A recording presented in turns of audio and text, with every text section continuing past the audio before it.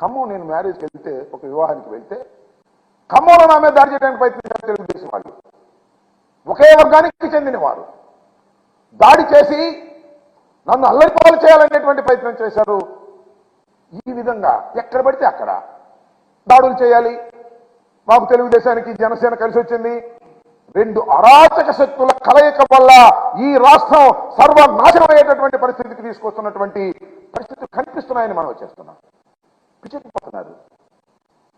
దుఃఖోదగా జనసేన అధ్యక్షుడు ఇలా లైవ్ లో చెప్పు తీస్తాడు. ఏమిటి కర్మ నాకు అర్థం కాలే. ఎంత అరాచకం ఇది. ఒక పార్టీ అధ్యక్షుడు తాను ముఖ్యమంత్రి కాలేదని కాకూడదని ఆయన అనుకోవచ్చు, కానీ కొంతమంది అమాయకులు ఆయన ముఖ్యమంత్రి అవుతాడని అనుకుంటున్నటువంటి సందర్భం. జనసేన పార్టీ అధ్యక్షుడు 2 చోట్ల నిలబడి ఓడిపోయాడు, అది వేరే అంశం.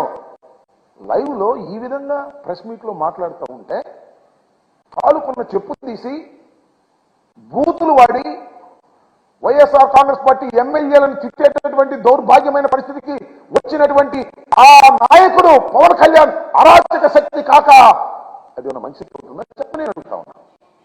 అలాంటి అరాచక శక్తితో నువ్వు కలిసి అరాచకాన్ని సృష్టించాలని ప్రయత్నం చేస్తున్నావంటే ఎంత దురదృష్టకరమైనటువంటి పరిణామాలు ఈ రాష్ట్రంలో వస్తున్నాయి ఆలోచించమని మనం చేస్తున్నాం. చంద్రబాబు నాయుడు గారు ఆ వయసులో పోలీసుల మీదకి జనాన్ని రెచ్చగొట్టాలనేటువంటి ప్రయత్నం చేస్తాడు. తరమండి పోలీసులు అంటాడు, కొట్టండి పోలీసులు అంటాడు. ఏమిటి దౌర్భాగ్యం, ఏమిటి ఇది అరాచకం, ఎందుకు ఈ ఫ్రస్ట్రేషన్? అధికారంలోకి రాలేమనే కదా ఇలాంటి దౌర్భాగ్యమైన పరిస్థితి మీరు చెబుతున్నారు.